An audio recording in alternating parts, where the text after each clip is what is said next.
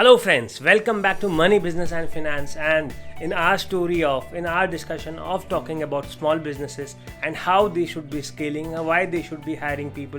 Today we will be talking about how you can be hiring and firing quick. You should be doing this really quick. Wasting time with hiring and wasting time with firing is something that is not only gonna cost you time but is also gonna cost you money. And small businesses cannot, actually any business cannot afford losing both money and time at the same time. Losing one thing for the gain of other is what businesses do, but losing both the things at the same time is what nobody can afford. So you should be making your hiring decisions very quick, and you should also be taking your firing decisions very quick. There's nothing about quick decisions going wrong or right, because hiring and firing decisions never, or I would say most of the time, does not go the way you thought it would go. You might have thought while hiring somebody that he is the perfect man for this job, but when he started working you did not find him at all good for that job. Whereas when you had somebody just because you had to hire somebody, and he turned out to be an excellent person. So do not weigh too much around hiring decisions, but yes, there are a few things that you need to and you must be taking care of before you make any hiring decision or before you make any firing decision. We will be talking about all of those hiring and firing decisions that you should be making and knowing what you should know before making those decisions. So let us know, or let us get started with knowing how and what should your hiring decisions be based upon. Let's get started. Number one is you should be knowing who you are going to hire. I mean, what are you going to hire for? What exactly is the job role? You should be knowing it not just as a paragraph of description, but it should be drilled down to the bottom to exactly what that person's role would be in the organization, what kind of job responsibilities would he be having, and that should be precise. That should not just be a paragraph of text, but as I said, it should be in bullet points. You should be exactly knowing what you want that person to do, because if you do not know what you are going to hire for, your hiring is never gonna be correct. This is one mistake that I had always been doing, and you should not be doing. You should always be knowing who you are going to hire, because a wrong hire can cost you a lot of time and a lot of money. So make sure that you know what you are hiring for. You have a precise job description with the key skills, key requirements that you have, the job description, the key responsibilities, everything is mentioned in points. And when you interview, your questions on those skills, rather any of your interview questions, again should be documented. Your interview questions, your scoring pattern should be documented. It should not be showing like today I'm in a good mood, so even without asking a lot of questions I say okay, you are hired. But tomorrow, because I'm in a bad mood, even though candidate was good, I did not select him because my mood was not good. At a lot of times when we are small business owners and a lot is on us, at times we make bad decisions, we make poor decisions. But if we have documentations, even for ourselves, even if we are business owners, we should be following this small rule of asking same set of questions for the same position and scoring them based on the questions, based on the checklist that you have. Always score based on that. Do not just say okay, I feel like hiring him, I feel like not hiring him, based on some random questions that you asked. Okay, hired, no, rejected. That should not be happening. That is a very poor way of hiring, and that you should stop right away. If you want to really scale and grow and become big, you have to do all you can to make your hiring perfect, to make your hiring good. It won't be perfect, it won't be 100% problem proof, error proof, but yes, you have to do what you can do to make sure that it is done in the best possible way. So make sure that you have a job description written well, key skills written well, key responsibility areas written well, everything is documented, your interview questions are written, your evaluations would be based upon what criteria, that is documented, your scoring, that is documented, everything is documented, so that when you sit down and compare 4 or 5 people, you have all the data in your hand. At the time of interview, you might be thinking that you remember this guy, you would be remembering this guy because you spoke to that guy, but the moment you have interviewed 4 to 5 people for a particular position, you would forget the first guy that you interviewed for. You would forget the second guy that you interviewed for. What questions you asked, what answer did he give, was he good with the technical part, was he good with his confidence, was he good with his commitment, what exactly was he good with, why did you think that you should hire him, what made you think that you should be hiring. So you should be documenting all of these things. This is one small thing that you should be taking care of, and I personally feel because of my mistakes and my errors, this made me take a lot of wrong decisions in the past, and I do not want that to happen with you. So these are the things that you should be taking care of when you are making a hiring. And now firing, this is again really important. The moment you feel that somebody should be fired because of something, 2 things that you need to take care of.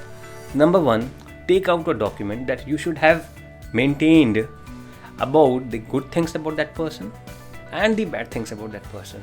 If the good things outweigh the bad things, you should not be firing that person.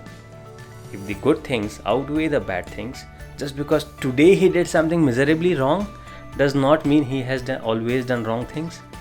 So you have to have a fine balance, and for that again you need a documentation of the good things that he has done. And is his today's mistake or yesterday's mistake so big that all the good things that he has done for the organization, his commitments, his expertise, his talent, does that shadow what he did yesterday?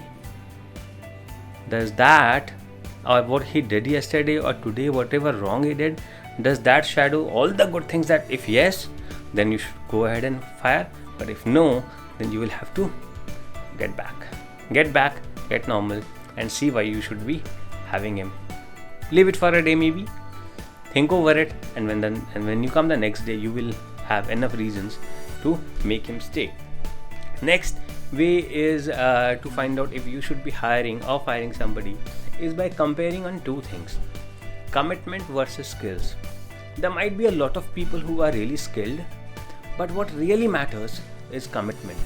You need to make sure that whoever your team member is, whoever your employee is committed, because commitment always wins over skill. You might not be the most skilled person in the room, but if you are the most committed person in the room, you will always be successful.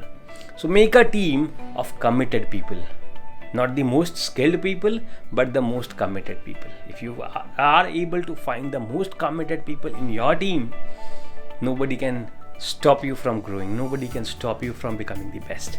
So have a set of the most committed people to you, to your brand, to your growth, and to themselves, because if they are not committed to themselves, they won't be committed to you. So find out if they are really committed, or they are only skilled, or they are neither committed nor skilled. If they are not committed and not even skilled, then they should be the first person to be fired. Next is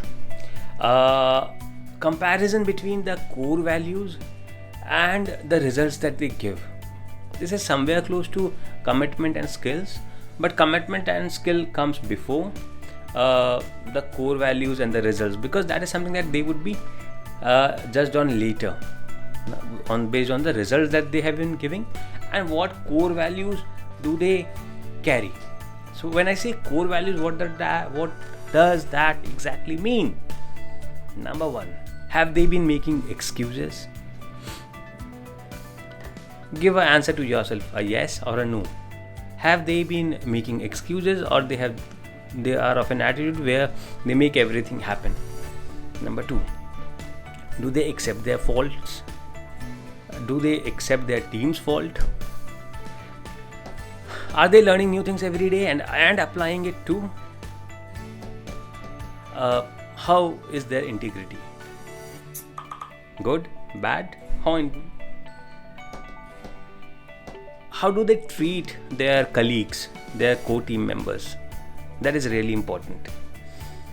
Do they show a lot of positivity, high energy, and they are always happy when they are around?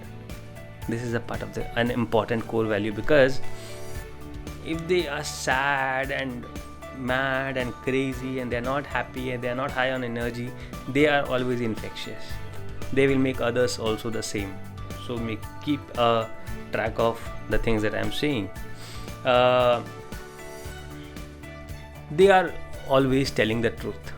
They never lie. This is one thing that you should be looking for. Speed, flexibility, and punctuality cannot be compromised for. Are they thinking out of the box? Are they ready to think out of the box? Are they organized, clean? And do they keep calm and respect others? Do they entertain, educate, and execute, and also empower the people around them? So these are the basic set of core values that we should be looking in our team members before we take a firing decision. Results are definitely important, but what is more important is the core values that they have, because they might be giving the very good results, but if they are not having these core values, throw them out of the organization immediately. In spite of them giving the results, throw them out, because they would be a disease. They are going to be a cancer to your organization. They would never let you grow. So you have to compare between the core values and the results that they are giving, and you have to make sure that the person who stays has core values and is also giving you results. Because if somebody only has core values and is not giving you any result, does not make any sense when it is business, when it's about business. So you have to make a fair balance between core values and results. But yes, you cannot ignore core values, the importance of core values, which at most of the times is not visible at first, which won't be visible when you are taking the interview, but this can only be understood, this can only be determined when you are working with them. So figure this out, figure out their commitment versus their skills, figure out their core values versus the results, and then make a firing decision. If they are bad on core values, they are bad on results, immediate fire. If they are bad on core values but good on results, immediate fire. If they are fair in core value and fair in results, okay, they can be kept. Good with core values and good with results are definite and a must-have people in the team. You cannot afford losing them. So these are the things that you should be taking care of when you are making a hiring and firing decisions. I hope this helps you, and if you have any questions, any queries, feel free to come back to me. I'll be helping you out with any of your questions and queries. Until then, have a great and a wonderful day.